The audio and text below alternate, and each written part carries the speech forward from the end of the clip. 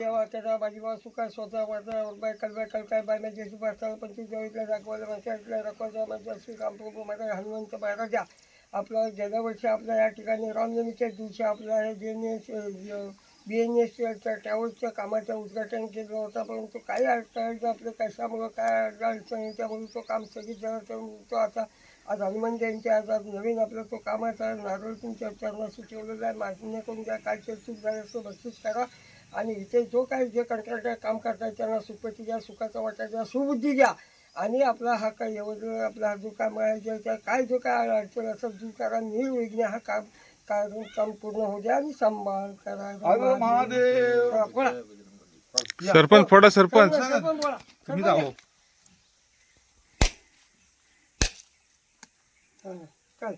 अण्णा तुम्ही फोडे. सरपंच नारळ असा पडला काय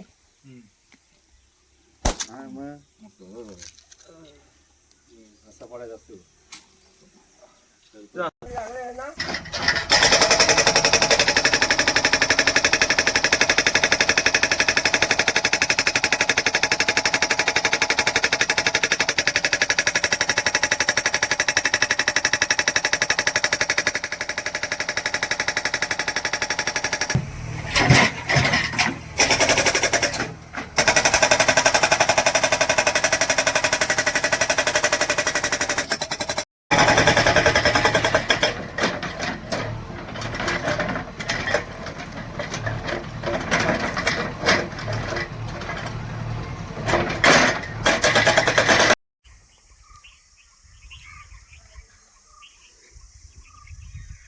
तर मला जाळून टाका म्हटलं हे आतला साईडला उभा राहणे. त्यावेळेला सुद्धा आपण त्या कॉन्ट्रॅक्टरला आपली मशिनरी असेल, त्यांची राहण्याची व्यवस्था असेल, त्यांची मटेरियल उतरवण्याची व्यवस्था असेल, हे सर्व सहकार्य आम्ही श्याम घेतले असेल आम्ही सर्व मंडळी त्या ठिकाणी केलं. परंतु तो कॉन्ट्रॅक्टरच ची मानसिकता विचित्र असल्यामुळं ते काम काय पुढे होऊ शकलं नाही. त्याच्यानंतर गेली रामनवमी झाल्यानंतर आम्ही 2-3 महिने त्यांना काय करत होता, आज करतो उद्या करतो, पण ते काम होऊ शकलं नाही. ते न झाल्यामुळं आम्ही पुन्हा पत्रव्यवहार चालू केले. अगदी 3 जानेवारीच्या 1 तारखेच्या दरम्यान आम्ही पहिलं आंदोलनाचं उपोषण दिलं की आम्ही या ठिकाणी बहादूर शेख नाका BSNL ऑफिसच्या कडेच्या हायवेला आम्ही रस्ता रोको करणार आहोत. परंतु प्रशासनानं सुद्धा ती जबाबदारी झटकली. आम्हाला एक पत्र पोच झालं. त्या पत्रामध्ये प्रांत साहेबांचं ते पत्र होतं, 2 ओळीचं पत्र होतं. त्याच्यामध्ये असं लिहिलं होतं की संबंधित विभागाला आम्ही कळवलेलं आहे. म्हणजे एक गोष्ट आपण लक्षात घेतली पाहिजे, जर अधिकारी जे वर्ग जो आहे त्यांची जर मानसिकता जर चांगली असेल तर चांगल्या पद्धतीचं काम होऊ शकतं. ते न झाल्यामुळं आता जवळपास 4 ते 5 एप्रिल रोजी आम्ही आत्मदानाचा इशारा दिला. मग त्याची पत्र संबंधित कलेक्टर ऑफिस, प्रांत ऑफिस, SP साहेब, DYP साहेब, चिपळूण पोलीस, अलोरा पोलीस, त्याच्यानंतर संबंधित BSNLचं ऑफिस या सर्वांनी पत्रव्यवहार केले. परंतु त्याच्यानंतर आपल्या अलोरा शिरगाव पोलीस स्टेशनचे PSI पाटील साहेब आणि खोपडे साहेब यांनी या प्रकरणामध्ये लक्ष घातलं. शेखर सरांचं सुद्धा आम्हाला खूप मोठं योगदान याच्यासाठी मिळालं.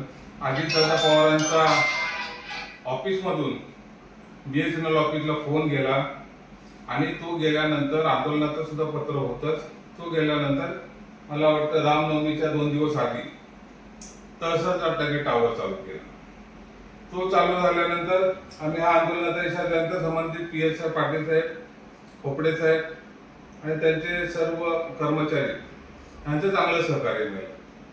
त्या लोकांनी आम्हाला पोलीस स्टेशनला बोलवलं, संबंधित अधिकाऱ्यांना बोलवलं आणि बाबा कुठे कोणत्या प्रकारचा अघटित प्रकार होऊ नये या दृष्टीने त्यांनी प्रयत्न केले.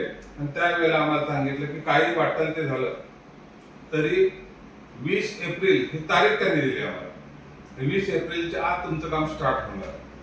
आम्ही तेवढ्यावर सुद्धा थांबलो नाही. संबंधित कॉन्ट्रॅक्टरचा नंबर उपलब्ध करून घेतला. त्याच्यामध्ये BSNLचे चिपळूणचे जे अधिकारी आहेत संजय सर यांचं सुद्धा फार मोलाचं सहकार्य आम्हाला लाभलं.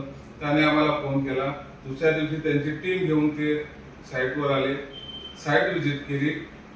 त्याच्यानंतर संबंधित कॉन्ट्रॅक्टरला आम्ही स्वतः बोलवून घेतलं.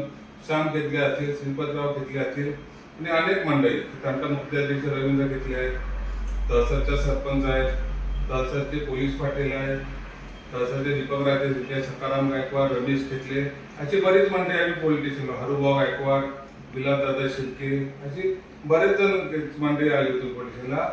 त्या मीटिंगमध्ये ठरले की 20 तारखेला कॉन्ट्रॅक्टर काम चालू करणार. परंतु आम्ही काय थांबलो नाही.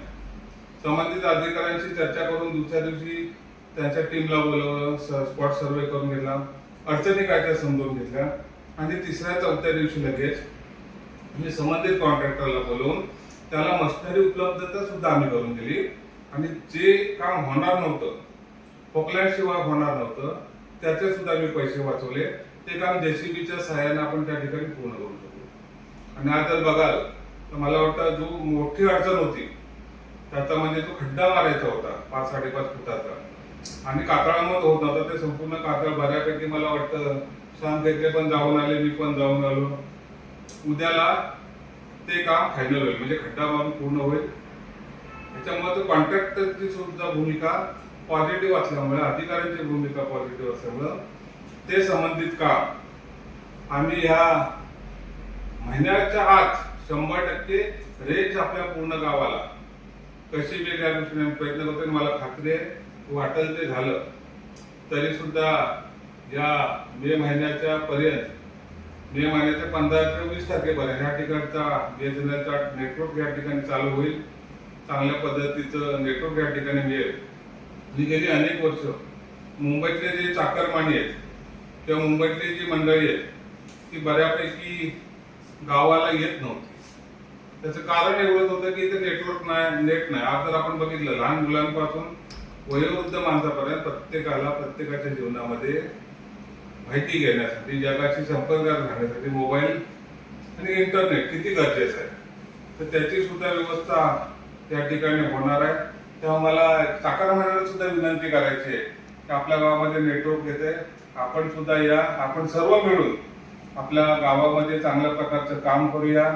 हे काम करत असताना तहसील मुंडे गावाचं अतिशय मोलाचं सहकार्य लाभलं आणि यापुढे देखील तहसील मुंडे गाव म्हणजे मुंडेच नाही तर तहसील आणि मुंडे गाव या गावामध्ये विकासाचं काम करत असताना वेगवेगळे विजन जे आहेत, वेगवेगळ्या पद्धतीने चांगल्या प्रकारचं नाविन्यपूर्ण काम आमदार शेखरजी निकम या सरांच्या माध्यमातून, आमचे आदरणीय सूर्यकांतभाई खेतले आणि या सर्व लोकांच्या माध्यमातून, त्यांच्या आशीर्वादाने यापुढे देखील एक चांगल्या प्रकारचं काम या भागामध्ये होईल. आपलं गाव, त्या गावासाठी शेखर सरांनी अतिशय चांगल्या पद्धतीचा निधी दिलाय आणि त्याचा सदुपयोग नक्की होणार आहे. कारण ग्रामपंचायत इमारत असेल, पाणी योजना असेल, अनेक काम आहेत त्याच्यावरती आपण भविष्यामध्ये बोलूच. परंतु हे गाव महाराष्ट्रातल्या पटलावर कसं येईल, ज्या पद्धतीनं smart metro city, smart city, त्या पद्धतीचं स्मार्ट व्हिलेज म्हणजे सुंदर गाव हे मुंडेतर्फे चुकून करण्यासाठी आदरणीय शेखर सरांच्या माध्यमातून आम्ही निश्चित प्रयत्न करणार आहोत.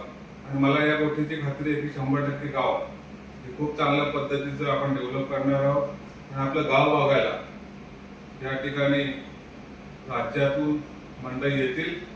त्या पद्धतीचं आमचं कामकाज चालू आहे. धन्यवाद.